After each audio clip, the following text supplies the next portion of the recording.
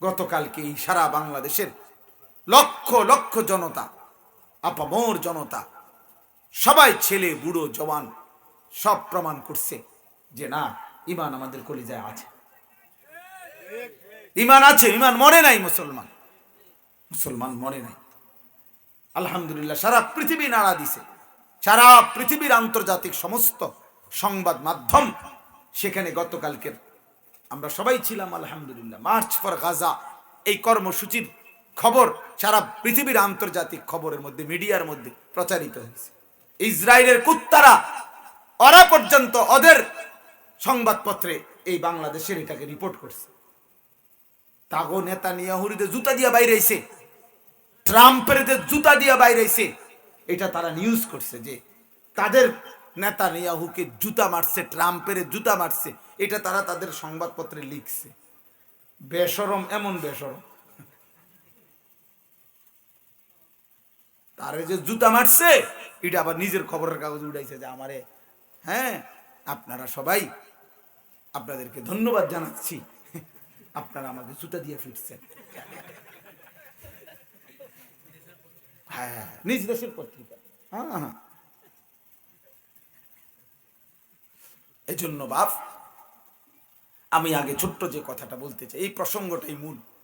আমি যে আয়াতগুলো পড়ছি, এই আয়াতগুলোর অর্থ হইল এত লম্বা ব্যাখ্যা করা না, সবগুলো আয়াতের বিশাল তাফসির করব এমন না, অর্থ হলো তর্জমা শুনাবো। এই অর্থ শুনাইলেই বুঝবেন, বাংলা অর্থটা শুনলেই বুঝবেন মহান আল্লাহ পাক রব্বুল আলামিন আমাদেরকে কি বলছেন। ইমানদার মুসলমানের জীবনের সব বিষয়ে কোরআনুল কারীম আমাদেরকে দিক নির্দেশনা দেয়, এ কথা তো আমরা বিশ্বাস করি, ঠিক না? তা আজকের পৃথিবীতে এই মজলুম মুসলমানদের হালাতে আমাদের জন্য, মুমিনদের জন্য করণীয় কি, এটাও আল্লাহ তাআলা কোরআনুল কারীমের মধ্যে উল্লেখ করছে। আমরা সবাই ব্যথিত, আমরা সবাই জানি কি পরিমাণ মুসলমান আজকে নির্যাতিত, কি পরিমাণ মুসলমান মজলুম। প্রিয় ভাই আমার, ছেলেরা আমার, বিশেষ করে বাবা, নওজোয়ান, আমি তোমাদের কাছে অনুরোধ করছি, আল্লাহর ওয়াস্তে ভাই, তোমরা আরেকবার ভাইবা দেখো তোমাদের নিজেদের করণীয়, তোমাদের কোনো কর্তব্য আছে কিনা, এটা একবার ভাইব, আমার অনুরোধ রইল। মুসলমানের সন্তান তোমরা, মুসলমানের কিশোর, মুসলমানের নওজোয়ান, তোমরা ভাইব বাপ। ইনসাফের একটা কথা বলি, যদি বিবেক থাকে আমরা ভাইবা, যে এই মুহূর্তে পৃথিবীতে এই গাজ্জার মধ্যে মুসলমানদের এই নির্মম নির্যাতন, এই জুলুম, এই পরিমাণ রক্ত, এই পরিমাণ শাহাদাত, এই অবস্থায় এই দৃশ্য কোন মুসলমানের বাচ্চা যদি সচক্ষে দেখার পর, এটা তো কোনো ঘটনা না, রূপকথার গল্প না, বরং এই মুহূর্তের বাস্তবতা। এরপরেও তোমরা যারা এক ওয়াক্ত নামাজ পড়ো না, এরপরেও যারা মোবাইলে নারী, ছবি, অশ্লীল দৃশ্য, তোমাদের এই খামখেয়ালির জিন্দিগি নিয়েই পড়ে আছো ভাইয়া, এটা ইনসাফ হয় না, এটা ইনসাফ না। কোন বিবেকবান, কোন ভদ্র, কোন মানুষ যার ভিতরে সামান্যতম মনুষ্যত্ব আছে, সে এমনটা করতে পারে না। আফসুসের বিষয়, আফসুসের বিষয়, আফসুসের বিষয়। উহুদের যুদ্ধে আমরা শুনছি, সবাই জানি, নবী সাল্লাল্লাহু আলাইহি ওয়াসাল্লামের চাচা আমিরে হামজা ওনারে কাইটা টুকরা টুকরা করে ফেলছে, ওনার শরীরটা টুকরা টুকরা করছে। সেই উহুদের যুদ্ধের আমিরে হামজার ঘটনা আমরা তো শুনছি, সবাই শুনছি, কিন্তু আজকে 1450 বছর পরে এই গাজা ফিলিস্তিনের মধ্যেও আমরা আবার সেই দেখলাম যে বোমার আঘাতে মুসলমানের পবিত্র লাশ উপরের দিকে উঠে ছিন্ন ভিন্ন হয়ে টুকরা টুকরা হয়ে গেছে।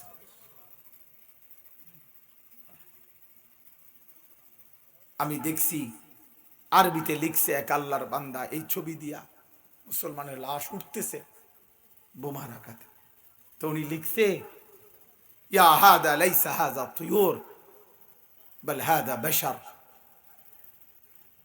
উনি লিখছে, হে আল্লাহর বান্দা শোনো, এটা পাখি ওড়ে না, মানুষ ওড়ে। এটা কোনো পাখি না, ভেবো না যে পাখি উঠতেছে, না না, ইন্নামা হুয়া বাশার, এটা মানুষ, মুসলমান, ইমানদার, ইমানদার। গত 3 দিন আগেও এক বাচ্চা মেয়ে, 6 বছরের গাজ্জার, 6 বছরের একটা মেয়ে সাক্ষাৎকার দিছে। মেয়েটা বলতেছে যে আমি খেলতেছিলাম, হঠাৎ করে বোমা ফুটছে, আমি বেহুশ হয়ে গেছি, আমার যখন হুঁশ আসছে, আহ, মাসুম বাচ্চা বলতেছে, আমি হুঁশ আসার পরে দেখি আমার ডান হাতটা আমার সাথে নাই, আমার হাতটা কোথায় হারায় গেছে, আমার ডান হাত কোথায় উড়ে গেছে।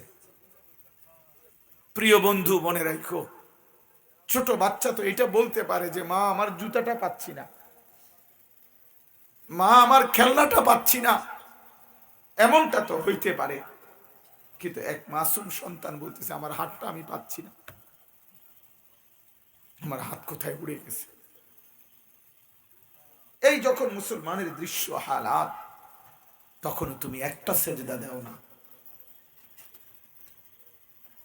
হায় হায় হায়, এখনো তোমাদের অনেকের চুল দেখলে বুঝায় যায় এই চুল বেঈমানের চুল।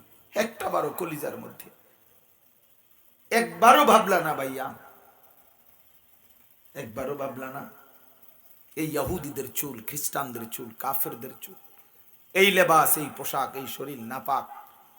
অনেক ছেলে তোমাদের অভ্যাস, আহা সারা রাত মোবাইলে উলঙ্গ ছবি দেখো, নাচ গান নর্তকীর ছবি দেখো, এক ওয়াক্ত নামাজও পড়লা না, ফজরের নামাজও না, এশার নামাজও না, আর এই যে উলঙ্গ ছবি দেখলা, নাচ গান দেখে শরীর নাপাক করলা। হারাম নারীর ছবি দেখলে তো বীর্যপাত হয়, আর শরীর তো নাপাক হয়। এশার নামাজও পড়লা না, শরীরও নাপাক করে শুয়া রইলা। হায় নাফরমান, এই ঘুম যদি আর না ভাঙে, এই চোখ যদি আর না মেলে,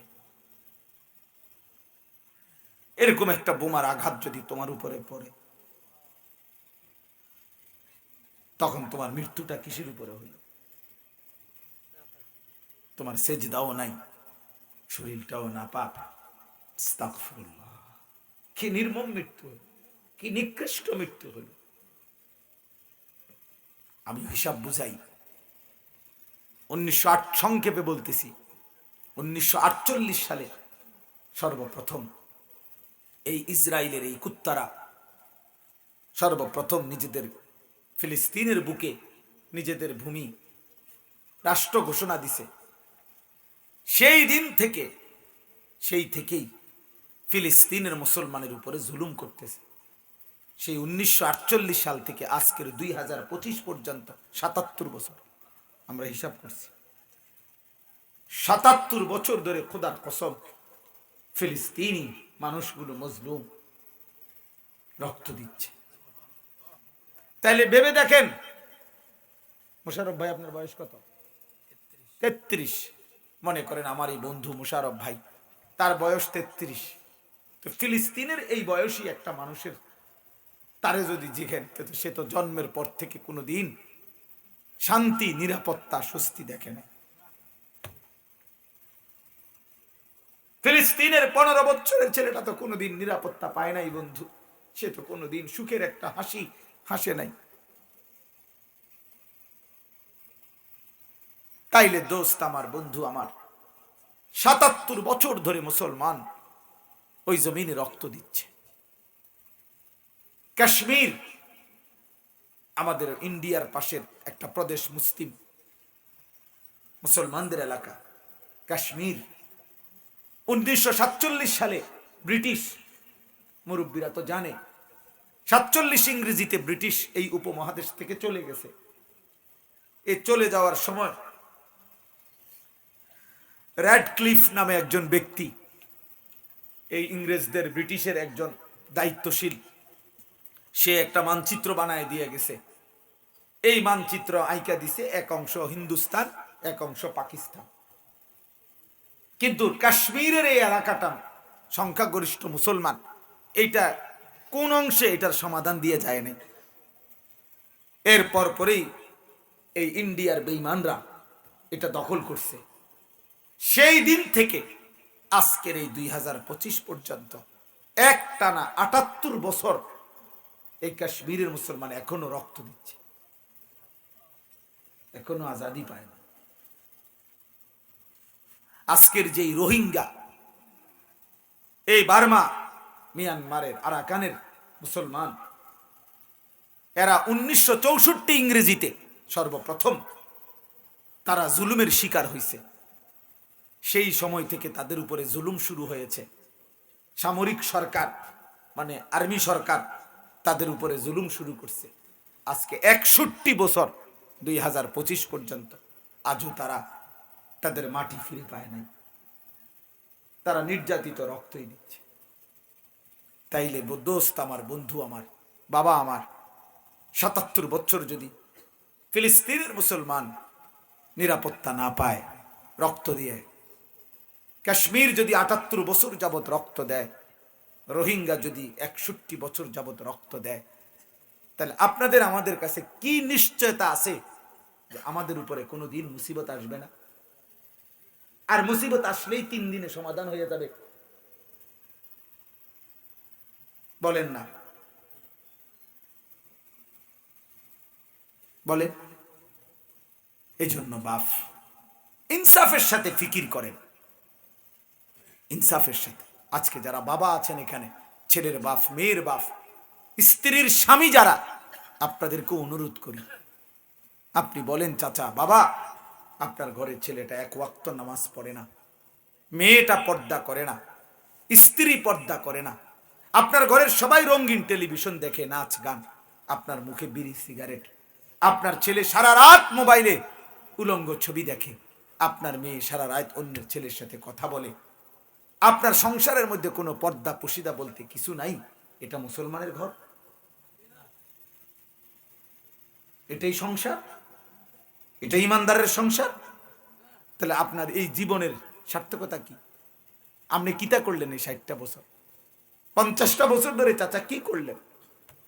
কি করলেন? 1 সেট সোফা বানাইছেন, 4টা খাট বানাইছেন, একটা ফ্রিজ কিনছেন, 2টা আলমারি বানাইছেন, একখান ছোট্ট ঘর করছেন, 4টা রুম, 2টা বাথরুম, নিচে টাইলস লাগাইছেন, হ্যাঁ, বাড়ির চারিদিকে বেড়া দিছেন, আর আর 2 ডজন কাচের প্লেট কিনছেন, 1 ডজন চার কাপ কিনছেন, 6টা নুনের বাড়ি কিনছেন, আর বাথরুমের মধ্যে 2টা বালতি, 2টা বদনা, হ্যাঁ, আর ডেইলি বাজার করতে আসেন। আজকে ফাঙ্গাস, তেলাফিয়া, ফার্মের মুরকা, কক মুরকা, গরুর গুস্ত, কদ্দুর, ধনিয়া পাতা, কাঁচা মরিচ, খিরা, টমাটো, দুন্দুল, করলা, আর বিকাল টাইম চা, বিড়ি, বন, খালাস। এইটুকুর নাম 60 বছর? 60 বছরের একজন মুসলমানের অর্জন এটা? 50 বছরের একজন মুসলমানের জীবনের পরিচয় এটা? ইনসাফ করে বলেন, ইনসাফ করে বলেন, ভেবে দেখেন এটা সংসার হলো কিনা। এই জন্য বাপ, আমি আবারও বলছি, শুধু প্রদর্শনী যেন না হয়, ওয়াজ, ফিকির চাই, বিবেক চাই, বিবেক, বিবেক চাই। এই বাবা, আপনাদের জিন্দিগি ব্যর্থ জিন্দিগি, যার ছেলে নামাজ পড়ে না। চাচা তুমি ব্যর্থ, চাচা তুমি ব্যর্থ, তুমি ব্যর্থ। যার মেয়ে পর্দা করে না, 60 বছর বয়সও চাচা তুমি বিড়ি সিগারেট ছাড়তে পারলা না, এই ফালতু জিন্দিগি নিয়ে তোমার আফসোস করা উচিত, আফসোস করা উচিত। এটা কোনো জীবন হলো না। একজন মুসলমান 60 বছরেও গুনাহ ছাড়তে পারলেন না, এখনো বুঝছেন না আপনি? আস্তাগফিরুল্লাহ, আস্তাগফিরুল্লাহ। এখনো নারী দেখেন, নাচ দেখেন, টেলিভিশন দেখেন, এখনো সাদওয়ানে বই আড্ডা মারেন, এখনো কথায় কথায় গালি দেন। হায় হায়, আপনি ফিরবেন কখন? আলাম ইয়ানি লিল্লাযীনা আমানু, আল্লাহ তাআলা বলছে ঈমানদার, আজও সময় হয়নি? কোরআন শরীফের আয়াত এটা। আল্লাহ জানতে চাইছে, হে মুমিন, আহা বলো বান্দা, এখনো সময় হয়নি তোমার ফিরবার, এখনো সময় হয়নি। নবী সাল্লাল্লাহু আলাইহি সাল্লামের চাচা আবু সুফিয়ান রাদিয়াল্লাহু তাআলা আনহু, উনি নবীজির বিরুদ্ধে সবচেয়ে বেশি যুদ্ধ করছে যিনি, উনি আবু সুফিয়ান।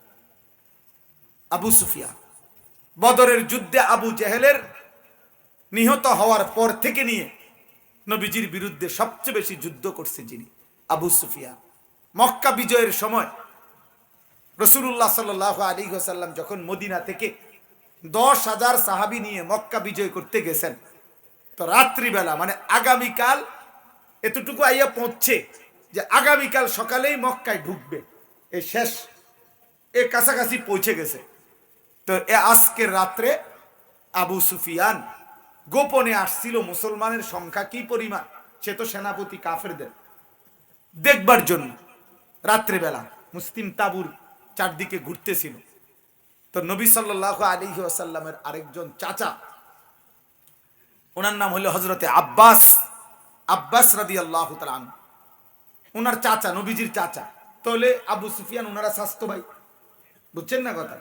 উনি দেখছে অন্ধকারের মধ্যেই, চিনছে এই যে আবু সুফিয়ান, দৌড়াইয়া গিয়া ওনারে ধরছে, ধৈর্য কয় দিঘা তুই এদিঘা কি লেগাইছ, কয় না এমনি দেখতে আইছি তোমাকে সংখ্যা কি, কয় তুই আর বহুত করছ জীবনে, আয় তুই আমার লোক আয়, বাতিজার কাছে আয়, মানে আমার রাসূলুল্লাহ সাল্লাল্লাহু আলাইহি সাল্লামের কাছে নিয়ে আস, আয় টাইনা নবীজির কাছে নিয়ে আস, আইনা বসাইছে।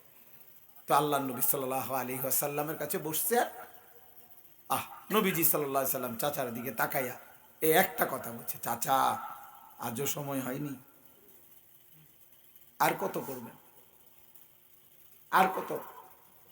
এই তখন আমরা কিতাবে পড়ছি ও নবীজির চাচা যে আব্বাস, ওই যিনি টাইনা আনছে উনি তো মুসলমান, কথা বুঝেন নাই, উনি ওনারে এরকম পিঠে, আরে তুই পড় কালেমা পড়, বেটা বহুত করছ বেটা, পড় হইছে যা কালেমা পড়। আবু সুফিয়ান কালেমা পড়ে ফেলছে, কালেমা পড়ে ফেলছে, মুসলমান হয়ে গেছে। এজন্য হিম্মত করা দরকার, বাবাদেরও, আপনাদের বিবিদের সাথে, আপনাদের মেয়েদের সাথে আপনারা ফিরাবার দরকার, বুঝানো দরকার।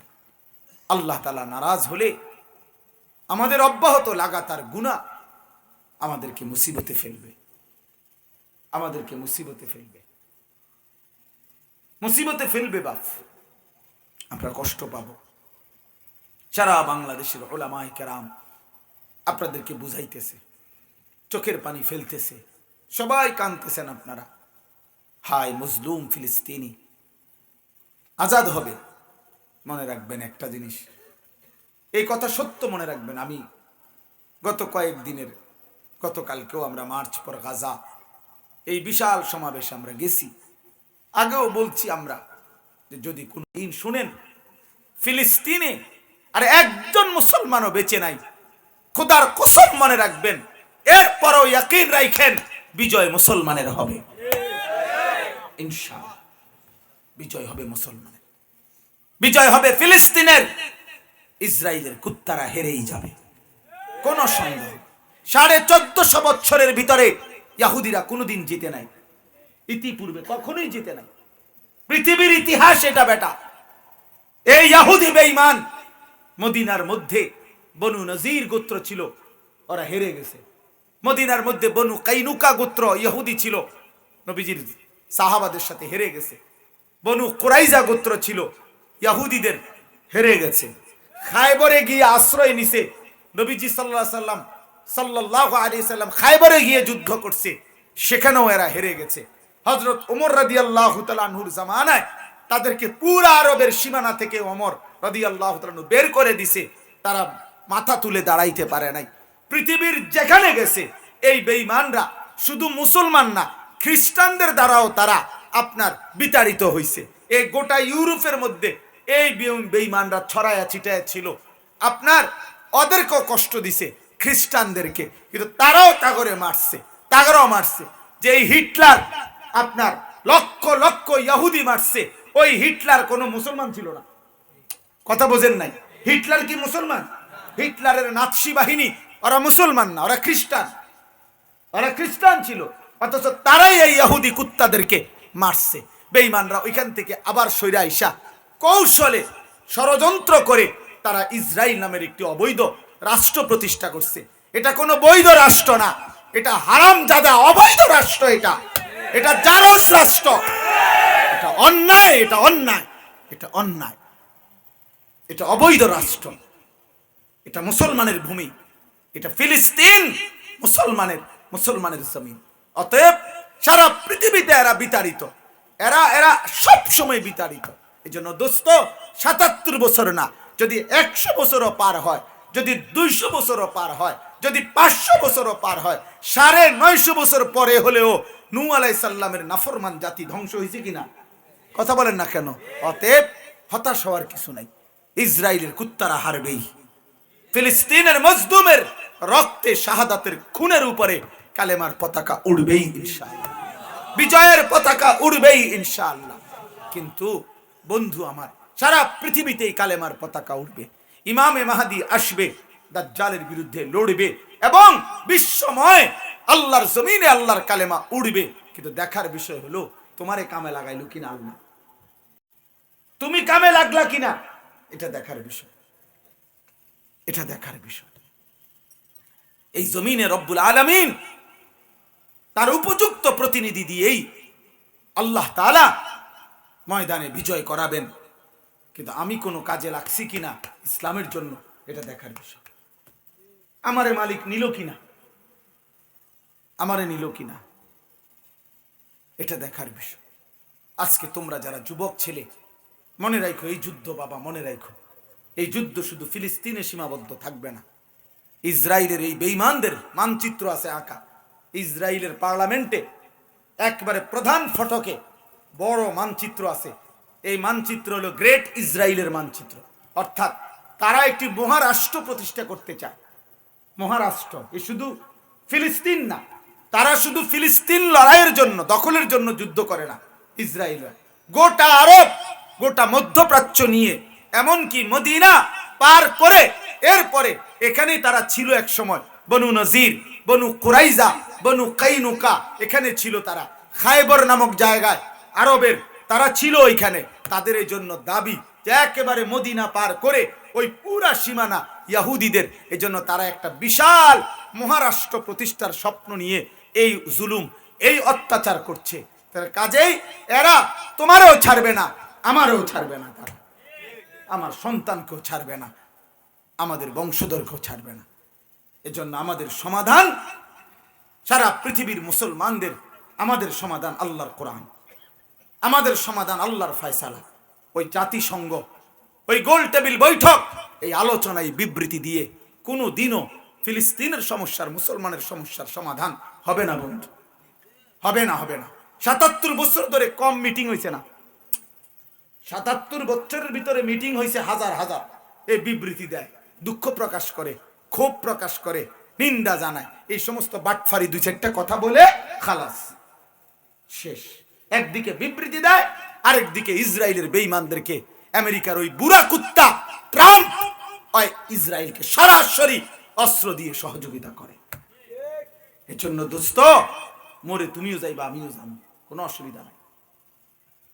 শাহাদাতের খুন ঝরলে এটা বেইজ্জতি না, শহীদের পবিত্র রক্ত জান্নাতে যায়। অতএব আমি অনুরোধ করছি সমস্ত নওজোয়ান বাবা, প্রত্যেকেই নিজ ঘর, নিজ পরিবার, নিজের ছেলে মেয়ে আল্লাহর দোহাই ইসলামের উপরে তোলেন, ইসলামের উপরে তোলেন, নাহলে আগামী প্রজন্ম ঈমানও পাবে না। তোমরা যারা ছেলেরা ভাইবো বাবা, দিন রাত নারী, অশ্লীল ছবি, উলঙ্গ দৃশ্য, এক ওয়াক্ত নামাজ পড়ে না, তোমার মন চায় না নামাজ পড়তে। যুবক, আরে তোর সন্তান কেমনে চলবে তুই ভাব বেটা। তোর মতো এই বয়সে নাফরমান, তোর যদি এক ওয়াক্ত নামাজ পড়তে মন না চায়, তো তোর যখন জিফুত হইব তে কিতা করবে?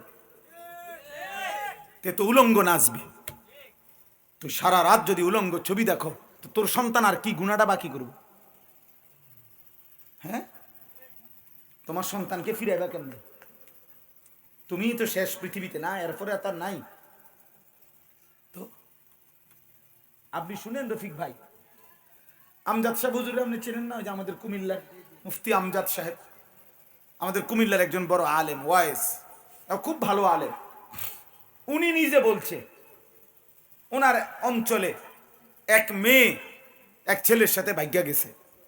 তো ভাগ্যা যাওয়ার পরে বাফে খুঁজতে খুঁজতে বাফে কোনোভাবে সন্ধান পাইছে কোথাও আছে অমুক জায়গায়। তো ওই ছেলে মেয়ের নামে থানায় মামলা করছে মেয়ে উদ্ধারের জন্য। মেয়ে 2 দিনের মাথায় উনি নিজে বলছে ওই মেয়ের বাবা হুজুরের কাছে আইনা দেখাইছে, মেয়ে তার বাবার কাছে একটা চিঠি পাঠাইছে। চিঠি পাঠাইয়া চিঠির মধ্যে লিখছে যে বাবা, যেই কাজটি আপনারা বাবা মা করছিলেন আমি সেই কাজটি করেছি, আমার বেলায় থানায় মামলা কেন? হ্যাঁ, অর্থ কি বোঝো নাই কিছু? কি বুঝলা? মানে আপনি আমার মারে নিয়ে তো আপনি ভাগ্যেই আইছেন, আপনি তো ভাগ্যেই বিয়ে করছেন, তো আমি তো সেটাই করলাম, আমার বেলায় থানায় মামলা হলো কেন? এখন কি করবা? এখন এই বাপ কি বলবে? এই বাপ যদি, এই মেয়ে যদি প্রকাশ্যে বলে দেয় যে আগে জিজ্ঞাসা করেন আমার বাবা এই কাজটা করছে কিনা, তখন তখন কি হবে? এজন্য বন্ধু, নষ্ট হইও না। তোমার জন্যই তোমার ভালো থাকা দরকার, তোমার জন্য। এই সমাজ তোমারে ছাড়াও চলবে, এই পৃথিবী তোমারে ছাড়াও চলবে, কিন্তু তুমি সেজদা ছাড়া, বন্দেগী ছাড়া আখেরাতে চলতে পারবা না। পৃথিবী তোমারে ছাড়াও চলে, প্রতিদিন মানুষ মারা যায়, কিচ্ছু হয় না। পৃথিবী টাইম মতো সূর্য ডোবে, টাইম মতো সূর্য ওঠে। তোমার জন্য আমার জন্য পৃথিবী 1 সেকেন্ড থামে না। দুনিয়া স্বার্থপর দুনিয়া।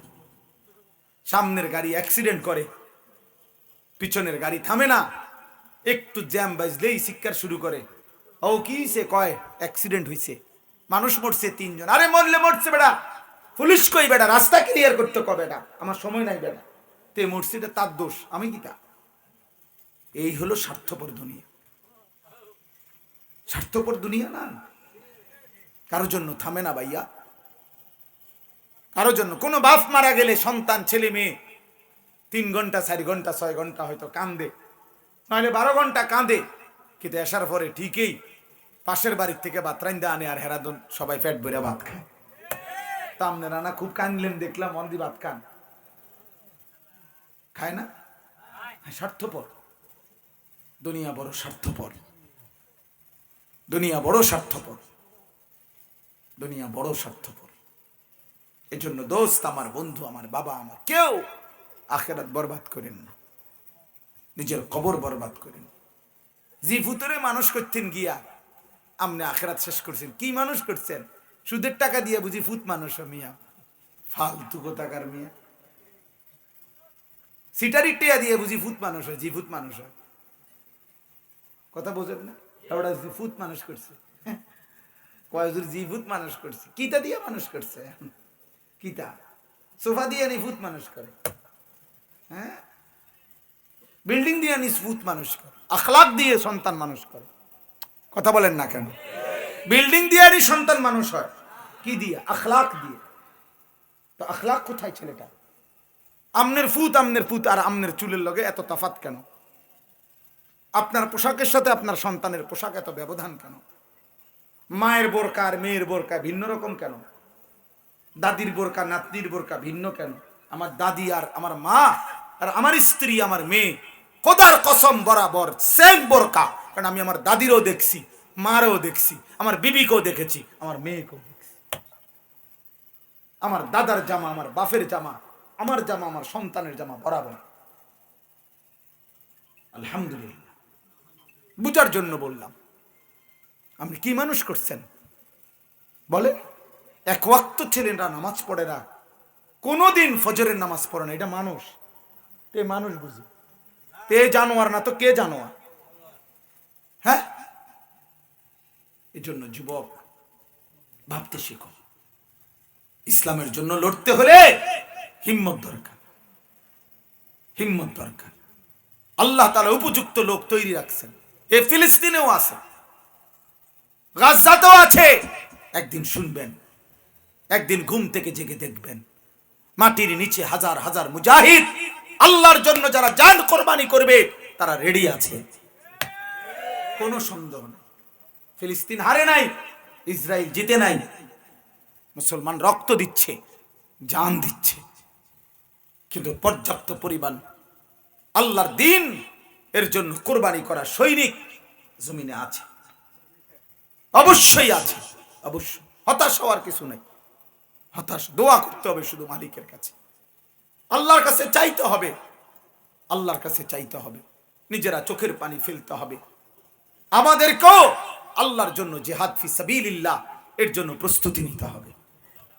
এজন্য যুবক ভাই, রক্তেই সমাধান, শাহাদাতেই সমাধান।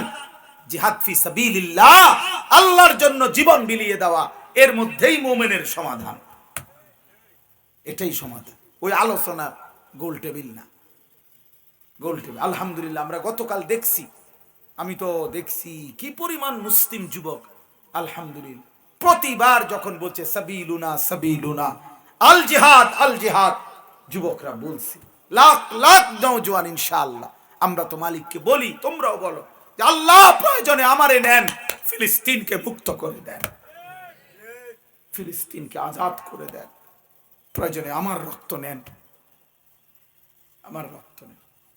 সোমবার দিন যখন সারা বাংলাদেশে মিছিল হয়েছে, আমার 13 বছরের ছেলেকে আমি নিছি সাথে, তো ছোট ছেলেটা 7 বছর, ওই যাইতে চাচ্ছে, দাঁড়ায় আছে। আমি বললাম, আব্বা তুই ছোট মানুষ, এত লম্বা হাঁটতে পারতি না, তুই যাইস না। আমার বিবি, আলহামদুলিল্লাহ, এমনি বললাম, বলার জন্য, বোঝানোর জন্য বলতিস। আমার বিবি ওরে ধইরা আমার হাতে দিয়ে বলছে, আমার ছোট ছেলে আমি আমার পক্ষ থেকে দিলাম, ওরে নেন। আমি বলছি, হ্যাঁ ঠিক আছে, চলো, আমি তোমার জন্য তোমার ছোট ছেলেকে নিলাম। 3 বছরের মেয়ে, 3.5 বছরের মেয়ে, ওরে কালকে মিছিল থেকে আইসা রাত্রে জন কইলাম, আব্বু ফ্রি ফ্রি প্যালেস্টাইন। ও তার প্যালেস্টাইন শব্দটা বোঝে না, আব্বু ফিলিস্তিন ফিলিস্তিন ফিলিস্তিন এটা বলতে পারে, প্যালেস্টাইনটা কইতে পারে না। এটা তো ইংরেজি শব্দ, হলো প্যালেস্টাইন। আলহামদুলিল্লাহ, আলহামদুলিল্লাহ, আগামী দিনের সন্তান তোমরা রেডি হও, যুদ্ধই আমাদের সমাধান, জিহাদ ফি সাবিলিল্লাহ আমাদের সমাধান, নাই তো হবে না বাপ। সারা পৃথিবীব্যাপী ঈমান আর কুফরের যুদ্ধ হবে, মাহদী এবং দাজ্জালের যুদ্ধ হবে, ঈমানদার আর বেঈমানের মোকাবেলা হবেই হবে, এবং শেষ পর্যন্ত মোমেন বিজয়ী হবে ইনশাআল্লাহ। আল্লাহ আমাদেরকে তৌফিক দেন, আল্লাহ আমাদেরকে কবুল করেন। অতএব চরিত্রহীন হলে, বখাটে হলে, নামাজ নাই, সেজদা নাই, রোজা নাই, আল্লাহ নাই, রসুল নাই, আখিরাত নাই, পরকাল নাই, এমন যুবক তুমি টিকতা না, তুমি পারতা না, তুমি পারতা। আল্লাহ তাআলা আমাদের প্রত্যেককে তৌফিক দেন, কবুল করেন। এবার শুধু তর্জমা শুনেন, তাইলে আমার কথা শেষ। এই অনুবাদটা শুনেন কি বলছে, আপনি শুধু বাংলা অনুবাদ শুনলেই বুঝবেন, কিচ্ছু ব্যাখ্যা করা লাগবে না, আপনি শুনেন শুধু আল্লাহ কি বলে। 5 নাম্বার পারা, 4 নাম্বার সূরা, সূরা নিসা। আমাদের করণীয় কি আল্লাহ বলতেছে শুনেন। ইয়া আইয়ুহাল্লাযীনা আমানু, সূরা নিসার 71 নাম্বার আয়াত, এখান থেকে 76 আমি এই আয়াতগুলো পড়ছি। ইয়া আইয়ুহাল্লাযীনা আমানু, হে ঈমানদারগণ। তবে এখানে বাদ পড়ছে কে কে? কথা বলেন না, বলেন না হুজুর আমি বাদ পড়ছি, এমন কারো মনে হয়নি? মনে হয় কাউরে? বুঝেন না? হে ঈমানদারগণ, আল্লাহ বলছেন, ডাক দিছেন আমাদেরকে। তাহলে এখানে আমরা কেউ বাদ পড়ছি? আলহামদুলিল্লাহ, আমরা সবাই আছি। তো আল্লাহ বলেন এবার, হে ঈমানদারগণ, এই আমাদেরকে লক্ষ্য করে ধারাবাহিক বলে গেছে আল্লাহ, খুযু হিযরাকুম, শত্রুর মোকাবেলায় তোমরা তোমাদের যুদ্ধের অস্ত্র, যুদ্ধের আসবাব, যুদ্ধের উপকরণ গ্রহণ করো, গ্রহণ করো। ফানফিরু সুবাতিন, অতঃপর তোমরা আল্লাহর জন্য যুদ্ধে বের হও। সুবাতিন আবিনফিরু জামিআ, ছোট ছোট দলে বিভক্ত হয়ে অথবা সকলে মিলে একসাথে যুদ্ধে বের হও। ফানফিরু, বের হও। এরপরে আল্লাহ বলেন ওয়া ইন্না মিনকুম লামান লা ইউবাত্তিআন্না, তোমাদের কিছু লোক এমন হবে যারা যুদ্ধে যেতে গড়িমসি করবে। হুজুর গেলাম হইলে হুজুর, আমি তো গেলাম হইলে হুজুর, কিন্তু রবিবারে আমরা একটা বেশি ঝামেলা, সামনের রবিবারে ওটা ঝামেলা। আমার একজনে বলছে, ওই যে একদিন একজন এরম বলছে একটা কাজে আর কিছু চাইতে কইছি, আর শোন আমার খুব ঝামেলা, কিতা ঝামেলা, এই ওটার সামনের রবিবারে আমার হুজুর একটা দলিলের নকল উঠাইতে, দলিলের বলে নকল উঠে দুইটা ঝামেলা। ওটা কত বড় বিষয়, বিপদ এটা, একটা দলিলের নকল। নকল বুঝেন না, মানে দলিলের কপি আর। তা আল্লাহ তাআলা বলেন কিছু মানুষ এমন হবে যারা যুদ্ধে যেতে, আল্লাহর জন্য জীবন দিতে গড়িমসি করবে, কিন্তু এগুলো এমন স্বার্থপর।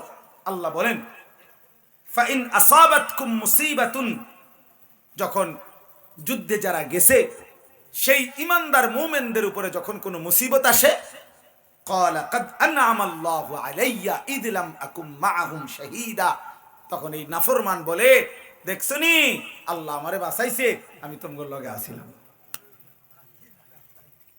কাদ আনআমা আল্লাহু আলাইয়া, আল্লাহ আমার দয়া করছে, মই মুরব্বির দোয়া ছিল, আমার মুরব্বির দোয়া ছিল, ওটার মুরব্বির দোয়া ছিল, ওটা বাচ্চা গেছে। আল্লাহ তাআলা বলেন ওয়ালা ইন আসাবাকুম ফাদলুম মিনাল্লাহ, আবার এর বিপরীতে যখন ইমানদারদের যখন বিজয় হয় এবং গনিমত পায়, আল্লাহর দয়া অনুগ্রহ পায়, তো এইবার কাআল্লাম তাকুন লা ইয়াকুলান্না কাআল্লাম তাকুম বাইনাকুম ওয়া বাইনাহু মাওয়াদ্দাতুন, এবার এমন একটা ভাব নেয় যেন ইমানদারদের সাথে তার এই ব্যাপারে কোনো সম্পর্কই নাই, শুনছেই না মনে যেন হে এই কথা আইয়েই কয় ইয়া লাইতানি কুনতু মাআহুম, হায় হায় আফসোস, আমি যদি তুমগো লগে থাকতাম, আমি যদি জানতাম, তাইলে তো আমি আফুজা ফাউজান আযীমা, আজকে আমিও ভীষণ লাভবান হইতাম।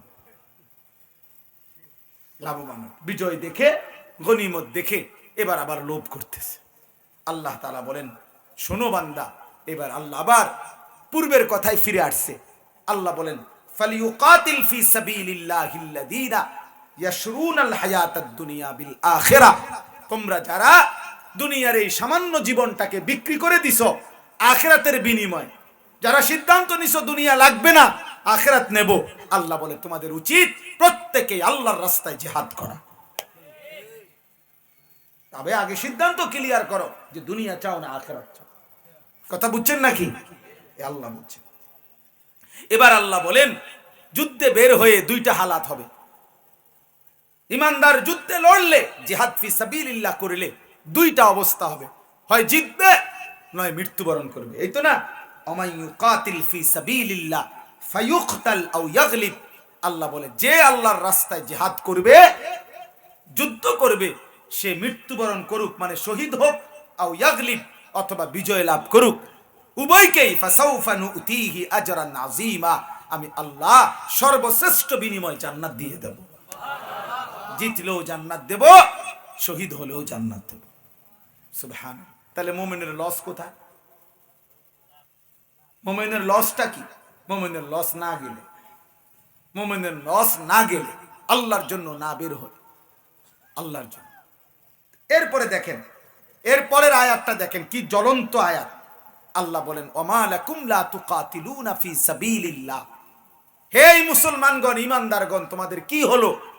তোমরা কেন আল্লাহর রাস্তায় যুদ্ধ করছো না? ওয়াল মুস্তাদাফিনা মিনার রিজালি ওয়ান নিসাই ওয়াল বিলদান, অথচ দুর্বল পুরুষরা, দুর্বল নারীরা, দুর্বল শিশু বাচ্চারা, ইয়াকুলুনা, তারা চিৎকার করছে আর বলছে রব্বানা আখরিজনা মিন হাদিহিল কারিয়াতিজ যালিমি আহলুহা, আল্লাহ জালেম অধ্যুষিত দখলকৃত এই জমিন থেকে আপনি আমাদেরকে বের করে নেন, আমরা আর পারছি না মাওলা। তা আচ্ছা বলেন, ইনসাফের সাথে বলেন, মজলুম ফিলিস্তিনিরা আল্লাহর কাছে চিৎকার করছে কিনা বলেন, আমাদের কাছে আহ্বান করছে কিনা বলেন? তাইলে আল্লাহ তোমাদেরকে ডাইরেক্ট বলছে তোমরা কেন যুদ্ধ করছো না, অথচ দুর্বল পুরুষ, নারী, শিশু তারা চিৎকার করে বলতেছে আল্লাহ আপনি আমগরে বাঁচান, এই জালেমদের থেকে, জালেমদের অঞ্চল থেকে আমাদেরকে বের করেন। ওয়াজআল লানা মিন লাদুনকা ওয়ালিয়্যা, আমাদের জন্য আপনার পক্ষ থেকে একজন অভিভাবক দেন। ওয়াজআল লানা মিন লাদুনকা নাসীরা, আপনার পক্ষ থেকে আমাদের জন্য সাহায্যকারী দাঁড় করিয়ে দেন। তাহলে এর চাইতে পরিষ্কার কথা আর কি হতে পারে? মনে হয় যেন এখন নাজিল হয়েছে। আমাদের করণীয়, আমাদের জিম্মাদারি। এই জন্য বয়স্ক বাবা যদি নাও বুঝে, কিশোর নওজোয়ান তুমি বুঝো। 16 বছরের ফ্যাসিস্টের জালেমের আমলে আমরা হাজারো লাখো আলেম এই শব্দটুকু উচ্চারণ করতে পারি নাই। জালেম কণ্ঠ রুদ্ধ করে দিয়েছিল। একটা শব্দ জিহাদ বললেই জঙ্গি আর হাজারো মিথ্যা ট্যাগ লাগায়া বছরের পর বছর আয়না ঘরের ওই জিন্দান খানায় বন্দী করে রেখেছিল। কিন্তু শেষ পর্যন্ত এটা প্রমাণিত হয়েছে, ওলামায়ে কেরামও আছে, ইসলামও আছে, কোরআনও আছে, মাদ্রাসাও আছে, কওমি মাদ্রাসাও আছে, মামুনুল হকও আছে, সব আছে, শুধু জালেম পলায়ে গেছে। শুধু ফ্যাসিস্ট পলায়ে গেছে। মামুনুল হক আগের জায়গাতেই আছে। আহমদ শফি রাহমাতুল্লাহ ইজ্জত আছেই আছে, আছেই আছে, আছেই আছে। হতাশার কিছু নেই, হতাশার কিছু নেই। শেষ আয়াত আল্লাহ বলেন, আল্লাযীনা আমানু ইউকাতিলুনা ফি সাবিলিল্লাহ। শোনো, যারা মুমিন তাদের পরিচয় এটা, তারা আল্লাহর রাস্তায় যুদ্ধ করে। ওয়াল্লাযীনা কাফারু ইউকাতিলুনা ফি সাবিলিত তাগুত, যারা কাফের বেঈমান তারা শয়তানের পক্ষে, তাগুতের পক্ষে লড়াই করে।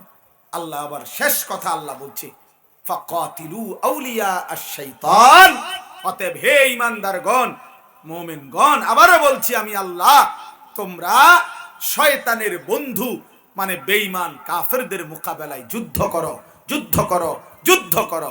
শেষ পর্যন্ত আল্লাহ বলছে, যদি আমারে প্রশ্ন করো যে আল্লাহ আমরা পারবো কিনা শয়তানের বাহিনীর বিরুদ্ধে, তা আল্লাহ বলেন, শোনো, ইন্না কাইদাশ শাইতানি কানা দাঈফা, আমি আল্লাহ ওয়াদা দিলাম শয়তানের চক্রান্ত দুর্বল, দুর্বল, দুর্বল। তার মানে শেষ পর্যন্ত তোমাদের বিজয় হবে। এজন্য প্রিয় বন্ধু, আজ আমাদের দায়িত্ব এটা, আল্লাহর জন্য জান বিলিয়ে দেওয়ার স্বপ্ন দেখা, জীবন বিলিয়ে দেওয়ার স্বপ্ন দেখা, এবং মজলুম ফিলিস্তিনিদের জন্য আমাদের কলিজার মধ্যেও যেন জিহাদের জজবা থাকে। এটা আমাদের দাবি, এটা আমাদের উচিত, এটা আমাদের উচিত, এটা আমাদের করণীয়, এটা আমাদের আল্লাহর আদেশ। পরিবেশ কি হবে, পরিস্থিতি কি হবে, সেটা সব পরের কথা। আমার আল্লাহর হুকুম আমাদেরকে পালন করার জন্য প্রস্তুত থাকতে হবে। এই জন্য আমরা অনুরোধ করছি, আবারও বলছি, আবারও বলছি, শেষ পর্যন্ত বিজয় ফিলিস্তিনের হবে। হবে কিনা বলেন ইনশাআল্লাহ? সবাই বলেন ইনশাআল্লাহ হবে। বিজয় হবে মুসলমানের বিজয় হবে, কোনো সন্দেহ নাই বাপ, কোনো সন্দেহ নাই। সময়ের ব্যবধান। একটা জিনিস মনে রাখবেন, কারো পতন কোন জালেমের হয়েছে 950 বছর পরে, 400 বছর পরে, 300 বছর পরে, 48 বছর পরে, 16 বছর পরে, তাইলে বোঝা গেল আল্লাহ তাআলা কোন জালেমের জন্য কোন দিন ধ্বংস লিখে রাখছেন সেটা আল্লাহর ফয়সালা। সেটা কি? আমাদের হতাশ হওয়ার কোনো সুযোগ নেই। বলেন, এই নূহ আলাইহিস সালামের জামানা থেকে আজকের পর্যন্ত সব জালেম কি একই সময়ে ধ্বংস হয়েছে?